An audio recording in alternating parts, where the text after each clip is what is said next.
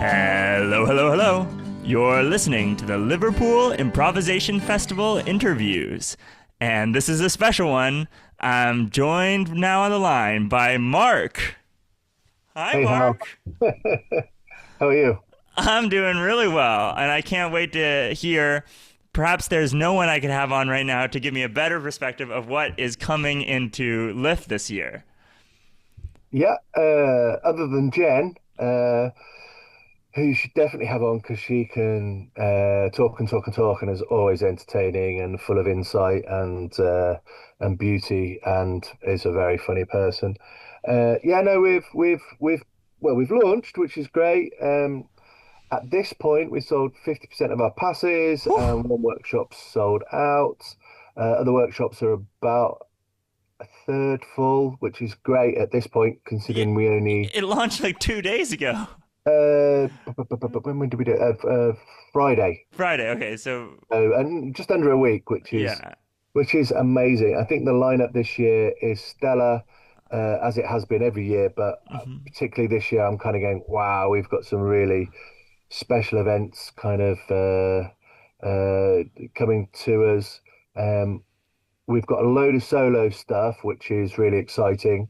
Um, Bizarrely, it does say I've applied for quite a few festivals with my solo show, and it's really interesting how I think that festivals are kind of going, yeah, we really like it, but we're not going to bring you because you're not more than one person because we're not going to sell enough tickets. So it looks like we've become the home of solo improv. That may maybe a very broad statement and completely unsubstantiated, but it does appear, we've got some amazing solo stuff. So we've got David Elms describes a room, and David's had a sellout show, Edinburgh, Soho Theatre. We've got TJ Mannix coming over from New York, which I'm particularly impressed and excited about. Jen saw him in Norway last year and went, "We've got to have this person." So we have a few projects that we do every year because we kind of go, we want to bring really, really good people who are doing really interesting things to kind of promote them, but also their form that they're looking at, which is obviously musical improv, because there is a sort of an interest in Liverpool, um, but it's a case of let's bring someone who's really good so you can see where you might be headed or, you know, be challenged or inspired. So we have a few couple of projects that we bring in. So we're bringing TJ, we've got David Elms, and then we've got Stephen Longstaff, who's a long-time friend and someone you've already met and interviewed, who's doing Shakespeare on the spot. And Stephen's a big supporter of the local scene here. I've worked with him a couple of times on different pieces of work, and he's been doing this solo spot of Shakespeare on the spot. Stephen's a former, university professor, written books about Shakespeare, and and really knows his onions, and he's a really good guy. So we've got three pieces of solo work, which is seems I'm excited to see. I mean, we had Neil plus one last year. I think maybe festivals need to sort of think slightly more bravely, and possibly kind of rather than having 10 people on stage, having one who's really good would be. So we had I went to Oxford Improv Festival on Sunday, but the night before, Kevin Tomlinson does worked with Keith Johnston on a mask show, which is an improvised piece and he runs a company called Kapow. And I've seen that show about 20 years ago, and it's amazing. It's all like half commedia, no, not Uh-huh. commedia, but they're half character masks in which he creates a whole generation of a family, from suggestions from the audience, and it's beautiful. Really, really brilliant piece of work.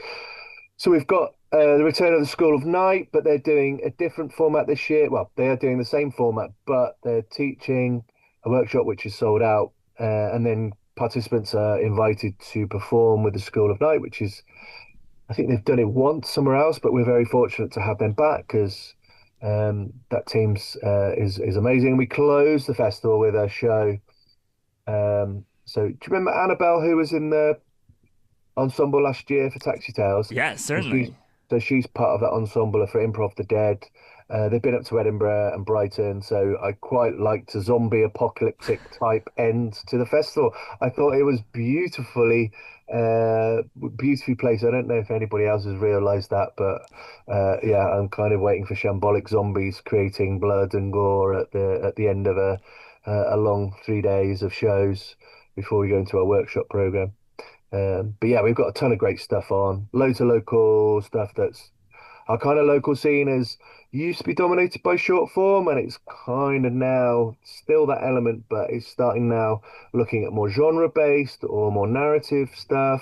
It seems to have kind of looking at an element of theatricality.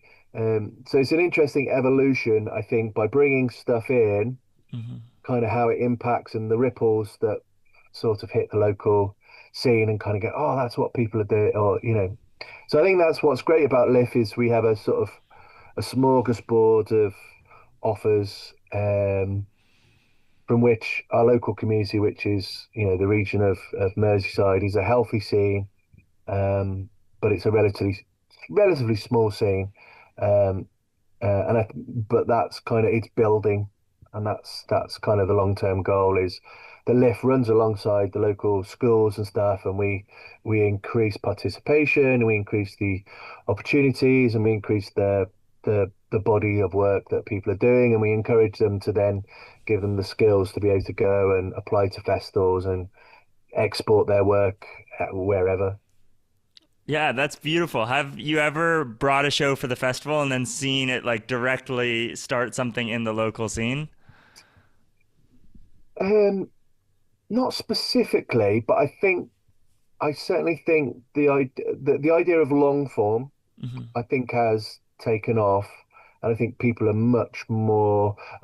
becoming much more experimental. So we've got a team of four brilliant female performers who call themselves Aunt Batty Nose, and they're inspired by Roald Dahl's Tales of the Unexpected. Um, and that's a local team.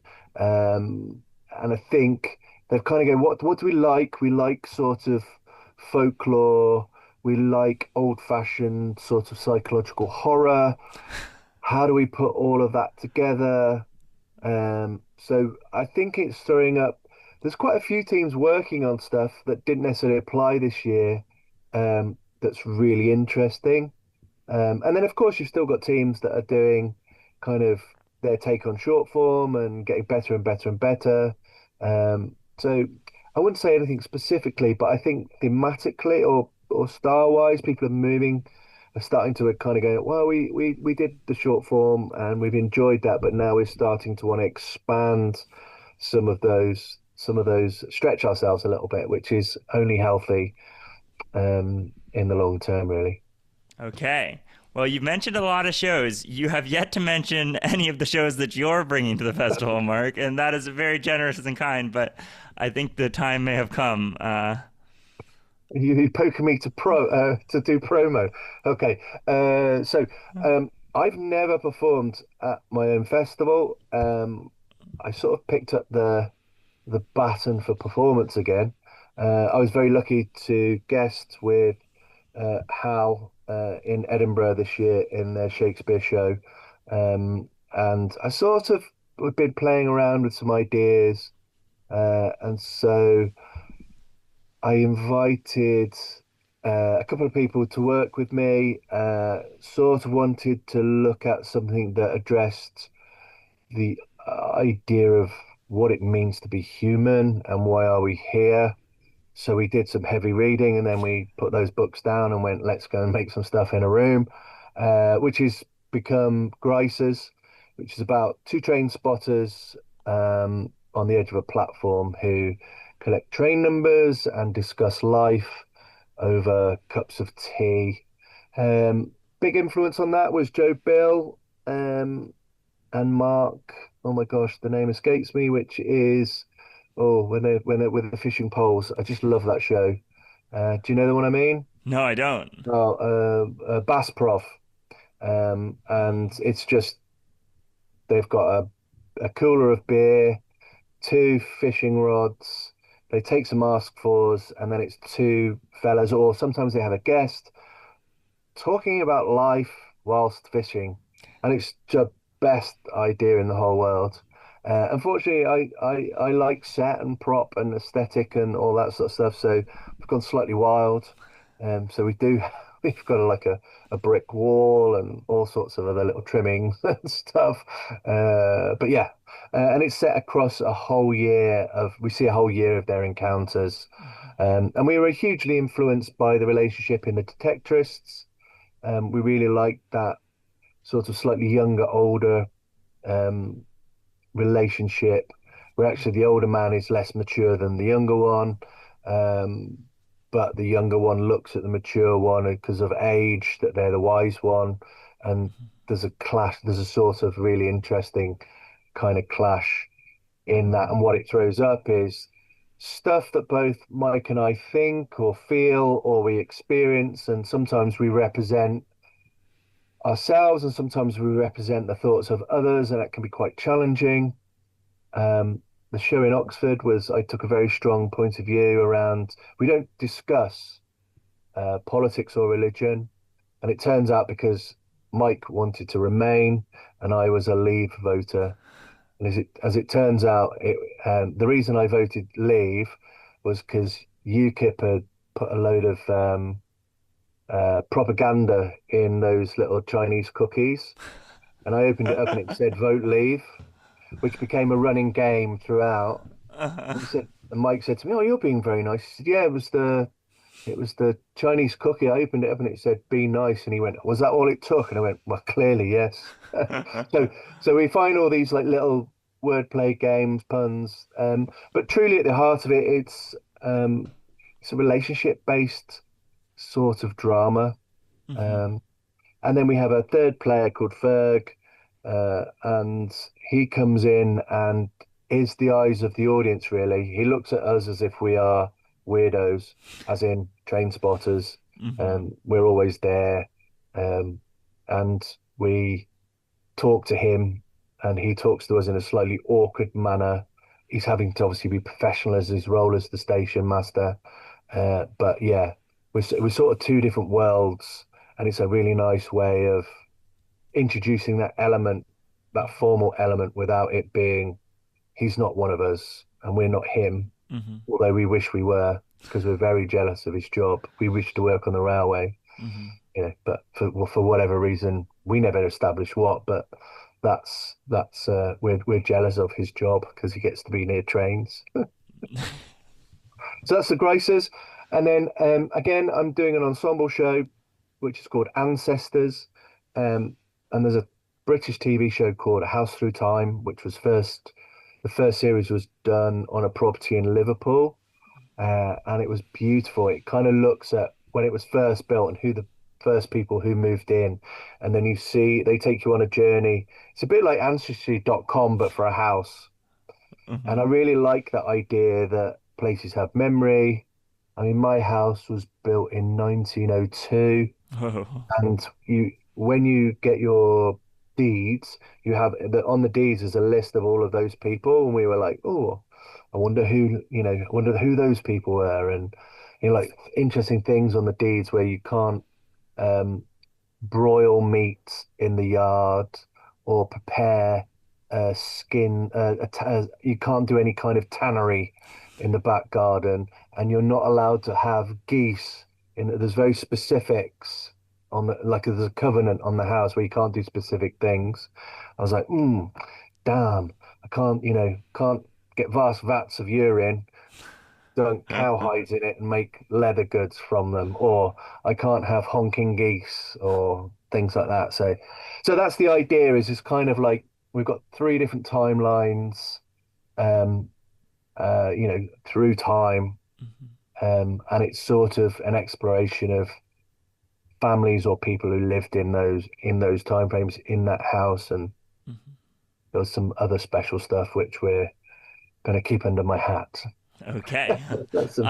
Are you willing to talk about any of the technical elements of the show? Yeah, of course. So we have three locations which will look like real locations. So we've got a bathroom, so we've got a toilet and tiling and all sorts of things which we're playing with, which tends to be like the solo monologuing opportunity there.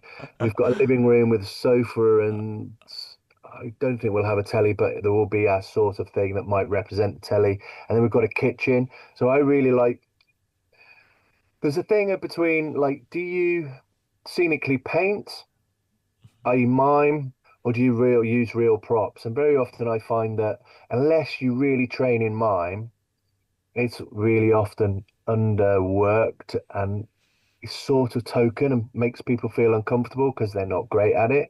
So I'd rather go give people real things. It might be, it's a teacup, it's a this, that, and the other, which is relatively, it means my car's always full with bits and bobs of stuff.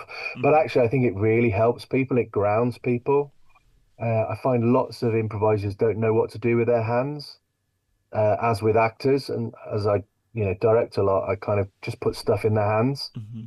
because it belies, very often their tells are through their hands. You kind of go, oh, they're nervous when they don't need to be. It's not, they're not nervous in the script. So give them something to do because people don't know what to do with very often don't know what to do with their hands in performance.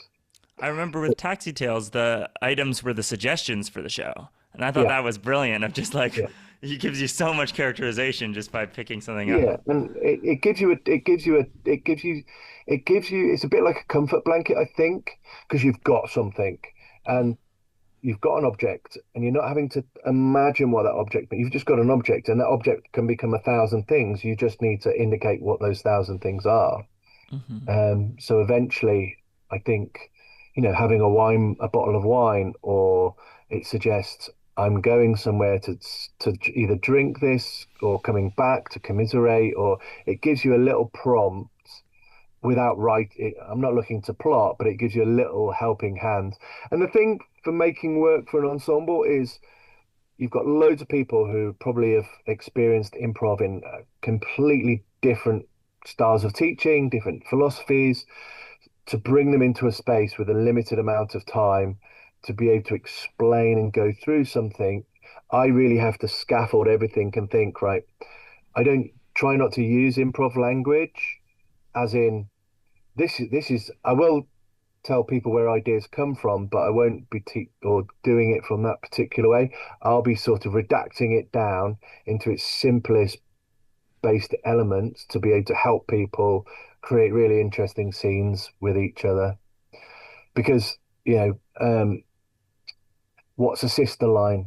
Some people understand that, some people don't.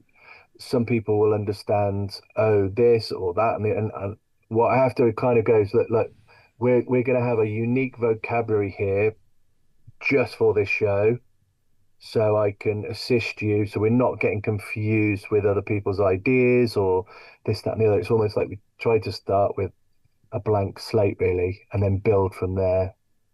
But Ancestors is a really interesting. It's challenging me at the moment because we've started to sort of we I always test the work in advance of the ensemble coming, just so I can work out how to do it. Um, and I'm not testing an idea with a group of people who don't know each other. I work with a group of collaborators who are all experienced improvisers. They don't necessarily know each other, but they know their way around, um, and they're sort of familiar with my work. And we've worked together possibly on one or two projects, but it's a sort of lab to sort of test out ideas and kind of go. And I kind of went, oh, that opening works, great, tick in my head. Right, let's move on. How do we transition between timelines? Go, let's see this. I'll come back to that next week. Do I add a supernatural element into it? Yeah. So it's sort of like it's a bit like a lab for 4 weeks, 2 hours a week, for me to work out how best to facilitate the ensemble. And it isn't necessarily a piece of work. The ancestors, there will be commonalities with Grice's, but it's not a piece of work I would ordinarily make if I was making an improv show. It is specifically for a group of people to make something in 8 hours and for them to look amazing and sound amazing and for them to have a really brilliant experience. Hmm. Yeah, I'm curious with having directed now the ensemble multiple times, whether is that making you go more ambitious or like simplifying down, streamline, exactly like how is it changing each year? And how is your thought process different from your thought process last year? Um, I'm still convinced in um, your scene partner is the scene, Hmm. and that hasn't changed. I know I'm paraphrasing, but essentially that's it. Um, and I'm not wanting people to try and encourage people not to plot, Hmm.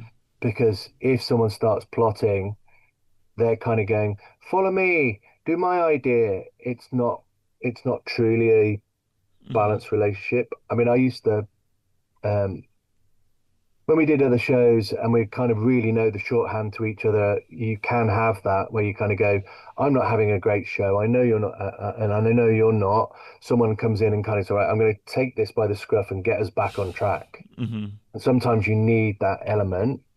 But I'm kind of going, look, this is a safe environment.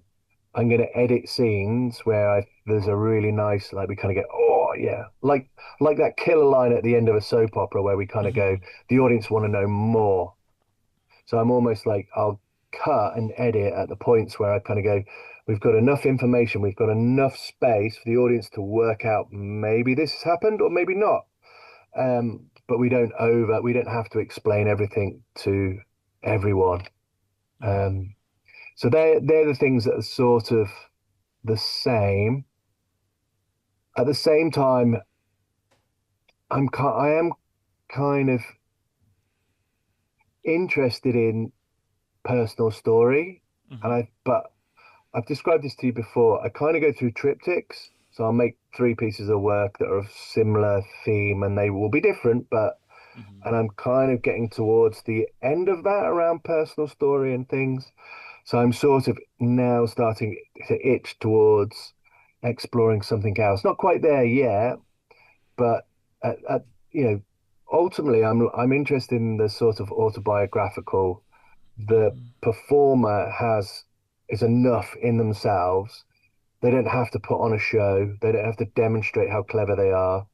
Actually, sitting back and kind of being them, or releasing that, because we say character, it's not really character, it's performance persona. It's an extension of something of themselves. Hmm. Because with plays, you can kind of go, where the character starts of the play, you know where the end of the play, and you can see their arc or their journey. With an improv, you don't have that. So I'm always nervous around kind of going, oh, it's your character or a characterization. You kind of have no, the character is me. Hmm.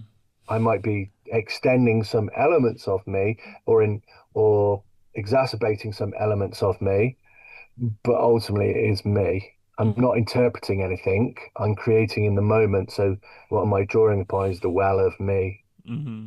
That was when we had Mike on. He was saying that you two were getting to know each other as people just by playing in so many shows together because they were so Yeah, yeah, yeah. conversational. So in rehearsal, we kind of, I've known Mike for a good number of years, but we worked together on, he tested Taxi Tales as part of that Hmm. development team last year, but we've never really worked on a piece of work as such. Hmm. Um, and because The Graces is about two men who ultimately love each other, um, it does take a bit of time to establish that relationship. Um, and that we spent 6 months every Monday for 2 hours getting in a room and working together, and that friendship evolves over time. Obviously, I knew Fergus in a different capacity. I was teaching him at uni, but now that relationship has evolved, and Hmm. he's a really good egg. He's really good fun. He's a great lad to hang out with. Just a really, really great guy, as is Mike, and we've all got our little quirks. You know, I'll message group going, I'm feeling really grumpy. I don't quite know why. If I'm a dick tonight, I'm really sorry. And and Ferg goes, I had a great night's sleep, and then Michael come back and go, ugh, So, I think we're open and honest, and I think that's refreshing from, a male perspective. I think men struggle to have that kind of relationship. And although this one's an artificial one, Mhm. it does feel good to talk Mhm. um, in the way that we do, in quite a candid manner. As both Mike and I have both had serious health events, which actually shook us in some way, shape, or form. And we're both fine, but at the same time, psychologically, there's a huge amount of stuff to unpick, and it's been really interesting just when we're drinking water together or whatever, kind of going, oh, what do you think about air travel? Yeah, I'm petrified the first time, and Mhm. because you don't have that sort of, I don't think people really discuss those things. I think they might discuss them with their partners. I mean, I did with Emma, but there's actually something really, because it's a prism, I think a lot of what comes out is actually stuff that's bothering us, that's truthful and real. Mhm. But because it's a facade, you wouldn't know. But within it, I know that I'm discussing stuff that, live on stage with him that is truthful and real and is absolutely stuff that might be bothering me, you know, i.e. the the show that we did in Oxford, I described as did you have a prostrate exam, which Mhm. I'd had, you know, and it was like, oh my God, this is so alien. And Yeah. so like, oh my God. And then it turns out my friend had a endoscopy where they Mhm. do the thing, and then he'd had one at the bar, and men don't really talk about their health in the same way that I think women do. Um, or they certainly, I think they feel embarrassed about their bodies, and I think we feel a sense of, oh, my body's breaking down, but we don't want to admit that. Age, I think, I'm sure it must impact on women in the same way, but um, I think men, we kind of go, why can't my body do what it used to do when I was 21? Well, it's really important to talk about also because then you have some level of information of what other people are doing, what's normal, what's not normal, and uh, Yeah. And I think, so I think that the starting point, what emerged out of the rehearsals was actually we were always interested in making a play about male relationship, a spontaneous play about male relationship. But actually, it's become something more as we've got to know mhm, each other better, and we've sort of discussed more and more and more various things that crop up. And because we're both, we both interested in the world and various different viewpoints, I will deliberately kind of challenge him, and he challenges me. It's almost like kind of going, here you go. How are you going to deal with that? And we kind of go, oh, okay, we're playing that game, are we? All right. And and it does take time to be able to get to that point. Um, and we will represent a variety of people. We're not kind of going, um, we know the world's bad, but there are loads of shades of grey. It's not mhm, black and white, So we represented the older character as a Brexit voter, but we were yeah, never to talk about Brexit. mhm, However, Brexit would crop up every so often, and Mike would go, "You're going to break the rule," and it becomes a game about, because there's a tension in the country that is still there. mhm, So we should recognize that. I'm not saying that I am, you know, kind of going, I want reform to take over the thing or anything like that. But I know the discussions around Brexit when we were traveling into town, mhm, and this fella was it was the day after, I think, and this fella's going, yeah, well, I voted for Brexit because the corner shop, you used to be able to get your this, that, and the other in there, and I was kind of, seriously, you voted for Brexit. And then that was the thing that stuck in his head, but there were loads of reasons, and I was so unaware of that impact, or that was felt. And I think that's why we do have like the likes of UKIP and Reform, because I don't think people have been represented in Parliament. I mean, where I'm from, you could put up a bin and it get voted in for Labour. So it means my vote is worthless. Hmm. I think we need to have proportional representation, which means that, you know, people's views are reflected, and you have those ridiculous ones in Parliament. But there's a fairness to it. Your vote actually counts. Hmm. Sorry, we've gone on to Gone into the world of politics and political. religion. Well, I'm very curious. I don't know as much about UK politics, so I don't know how the districts break down. But I think we should probably pivot back in the direction of the festival.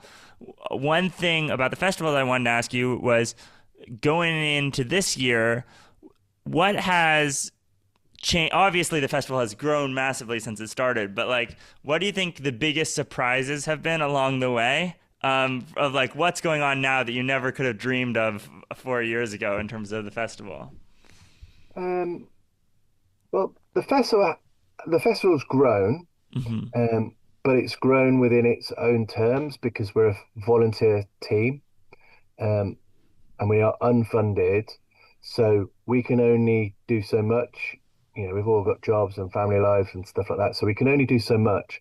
So we are potentially curtailed in that, but actually, I don't think we are. I think if it was our job, it wouldn't be quite so much fun. Yeah.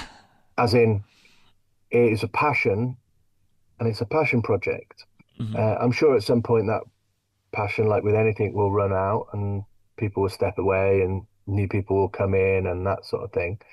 Um, but I think because we've just been consistent, and our offer has always been consistent. You know, we don't make any money from the festival. Anything that we do goes back to the artist. And also, we also fundraise to get an amazing photographers to come in and capture people's work.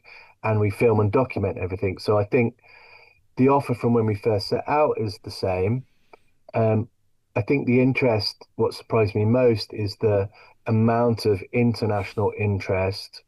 Um, and I know that those people who have been speak highly of the festival when they're at other festivals. Hmm. So it's sort of kind of, we were sort of like a hidden secret. And now I think we're on much more people's radars, Hmm. which is brilliant. And also, it gives us opportunity to share our amazing city of Liverpool with people perhaps who haven't been there before, because it is a special place.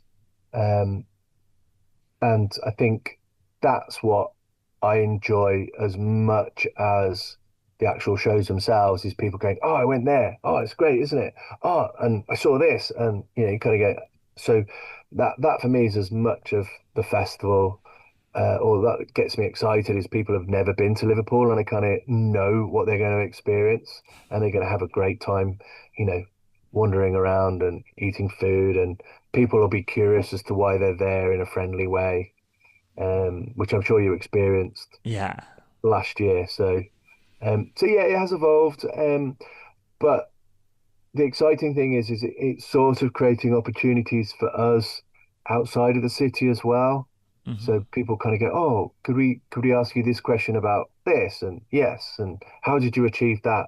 So we can kind of advise people who's thinking about setting up festivals, how do you do it? Because I think asking people is the sensible way of doing stuff, rather than just kind of going, "I know how to do it," even though I've not done it.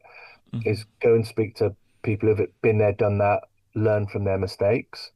So we are getting opportunity to talk to a few people who are setting up and this, that, and the other. Wow. So the impact is spreading. What's the most distant festival that has asked you about advice? We had an inquiry from someone in Australia, which was still to arrange to have a meet with them, Hmm. um, because I think similarly, improv in Australia is really healthy, but I think this is a sort of smaller town outside a larger city, and I think they were kind of concerned about, there's an improv festival there, but we want to do something small, and they were kind of going. I think it was more like because I think we're like a boutique festival Hmm. because it's really short, compressed. It's very, it's relatively small. I think I'd be nervous about expanding it beyond what we have already. Hmm. Um, because you need a lot of energy. So I don't know how Impro Amsterdam managed to do it, or other festivals where you kind of look at Oslo and you kind of going, wow, that's 6 days. Hmm. Although it's only 2 more days, that's like a third extra. Yeah. It's just, and I'd rather do something small and well and it be really well received Hmm. than try to make something that gets too big and it loses its ethos and fun and vibe. I think most people can survive having, late nights for 3 nights. Yeah. I think beyond that, I'd just be kind of going, oh, it's not fun. Hmm. And LIF centers the performance in an insane way. Like you really have, you can see so many high quality performances back to back throughout the day. So even in the shorter day period, I feel like there might be more shows at LIF than some of the Yeah. week long. Uh, if you So have we've got two. we've got we've got 18 pieces of work in 3 days. I was always like, now I know loads of other festivals. It's big around participation and it's Mhm. big around I want to come and learn from some amazing people and then I want to go see some shows or I might not. I wanted to put improv in theatre, which is Mhm. why I'm like, no, we've got these amazing resources and we want to give the tools to people who may not have experienced or had opportunity to play with those before. So um, we've got this theatre, why not use it for what it's intended for, which is to put on performance? I know it's completely opposite to how or not completely opposite, it is very different to other, it's primarily is daytimes workshops, 6 till 10, Mhm. um, shows, mainly 20 minutes, maybe an hour, maybe 40 minutes. We're trying to create a platform for people to come and have places to play. Mhm. Um, so we do sort of buck the trend ever so slightly in that manner. Um, but when we do have workshops, this year's lineup of workshop leaders is just like, I'm like, wow, it's amazing. Yeah, unbelievable. I mean, you already mentioned the School of Night one, but the idea of being able to take that workshop and then instantly perform in a show with the workshop leaders, I've never seen that before, where you get to uh, Yeah. I mean, that. there are other instances of it, obviously, of Impro Amsterdam, where you do a workshop and then you do like a showcase or things like that. But Mhm. these are seriously international performers who are you're gonna get to share the stage with and get to have the School of Night experience whilst in front of a packed out audience. You know, I'm sort of regretting not having bought a ticket for myself now. Yeah, yeah. I But think yeah, that they could probably squeeze you in if you. no, it'd be very unfair. And I'll be filming it and Uh, trying not to laugh and shake the video camera at the same time. okay. Is there anything that you are particularly excited about for Lyft this year that you haven't mentioned yet? Um, well, we've got a great group coming over from Estonia, and um, Jen's seen them seen quite a few Estonian teams from her international travels, and she said they just think in a different way.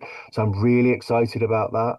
I saw a show called Crocodile Paws from a team from Finland in Belfast, and I just was like, I love how slow this is, like, and how quirky the. So I sort of kind of going, yeah, I'm really looking forward to that. Just for the basis of the culture, how people make connections. And I just think, yeah, that. So they're coming on Thursday as part of that triple bill. So I'm really looking forward to that. And um, most of the stuff I kind of have a good idea of what it'll be. Mhm. Um, we've got a version of the Twilight Zone, which Diana Brown and her team are bringing over. And I was always a big fan of sci-fi Twilight Zone, the Twilight Zone um, kind of style of storytelling. I found it really satisfied. I was a big fan of Philip K. Dick stories, short Yeah, stories and stuff. So it kind of has that sort of, so that I'm looking forward to see what they that's gonna do be great. with that. So Yeah, Diana was so fun to play with last year, and I know you've continued on the Taxi Tale legacy with her as well. So Yeah. that's incredible. I'm wondering, like, we've already talked a lot about this, but sort of as we're closing out, what would you say is the biggest pitch for people to come to Liverpool if they hadn't been here before? What are they going to get in Liverpool that they couldn't get anywhere else? Uh, well, the city is a huge playground. Liverpool is a performing city. Um, every other bar has some sort of open mic, be it music or poetry. We have more theatres per head of population than London. We've got loads of galleries. We are a cultural city who love the arts in one way, shape, or form. So artists in this city are celebrated. We've had more number one records in the UK charts than any other city. So yeah, we smash ideas out. We've got playwrights, we've got film, all sorts of things. We've got so many amazing people. And I think it's about the language and how we use language and how young people have evolved the language, because it's one of the only uh, accents that continues to evolve. It creates its own lexicon through young people, and it's very well studied. And there is a power in that, and there is a pride in that because very often Scousers were put down in the press and things like that. So young people deliberately over articulate their Scousness, and it evolves into new words and new, there's a vernacular. I guess it's a sort of patois. Uh, and so for people to come to the city and experience that, it's very vibrant. There's always something going on. At the heart of that, we have got the Unity Theatre, which is an amazing space, very, very supportive of sort of new or experimental or marginalized communities who they give voices to. And it's a very special place. It's got a lovely leadership team, and it's got a really amazing technical setup.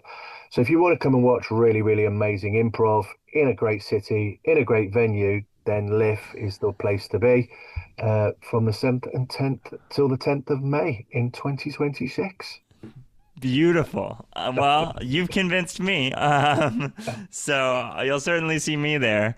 And yeah, I've already got some tickets to see shows and workshops, and I am beyond excited about this opportunity. So thank you so much, Mark, for coming on. This has been an absolute pleasure. And Yeah, as always, Hal, yeah. I love just chatting to you.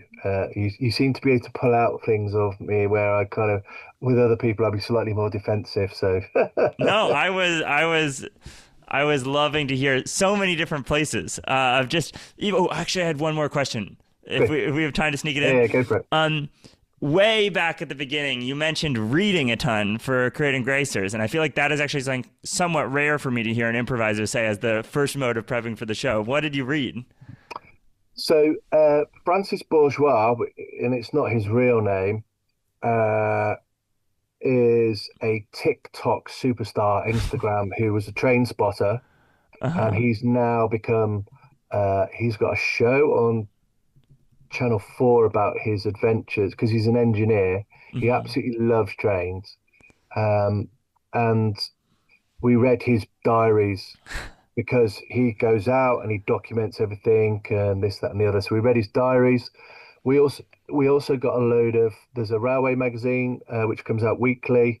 So we needed to get the sort of terms of train spotting um, and the type of class of engines and the various things like that. So we had that as a sort of language that we could talk, because obviously if people who are train spotters potentially come along, we don't want we're not taking the mick out of them. Hmm. We kind of know that they're a tribe, bit like improvisers. We love improvisers, love improvisers. Hmm. We're a tribe, and so we didn't want it to come across like we hadn't done any work or it was glib or we were just using it as a way of uh, sort of trying to tell, or take the mick or something like that. So we did some reading, um, just around that to sort of get the sense of who those people might be, and then we listened to a load of stuff. There's a load of great podcasts on trade spotting, and once you've listened to the few of them, you kind of get, okay, I get the idea of that. And I always believe that research can be really helpful. It just gives you that. It's like the stock in a really good recipe. If you've got good stock, the food will taste good. So I Mm. think in lots of ways, spending a little bit of time. I mean, like you had Madame Megiddo's book. Again, it's like the recipe book. It's an amazing text, um, and some of the stuff that you glib from that. I still dip into these things just as reminders, or, oh, I hadn't quite thought of it in that way. So, like little provocations to yourself, sort of challenge yourself in how you think about the world in improv and who those people might be and how might they feel and all of those things. So, I think very often, research is really, really helpful. I mean, we spent a ton of time when we were doing the Shakespeare show where we're reading around Shakespeare and medieval and Elizabethan, and because they're reference points that we can draw upon. And if all my cultural references are TV shows from the 70s onwards, it's not really going to land in a Shakespeare inspired play. So you've got to make sure your reference points Mhm. and historically kind of can land. So, Yeah. Well, it's but great beautiful. question. Good stock. I like that. That's a good note to end on as well. There's a very good stock in Liverpool. So we don't know, it's improvised. We don't know what's going to happen, but we know that at the very least it's going to have a very well researched and well organized base. Yeah. All right. Thank you, Mark. You're very welcome, Hal. All right, and farewell.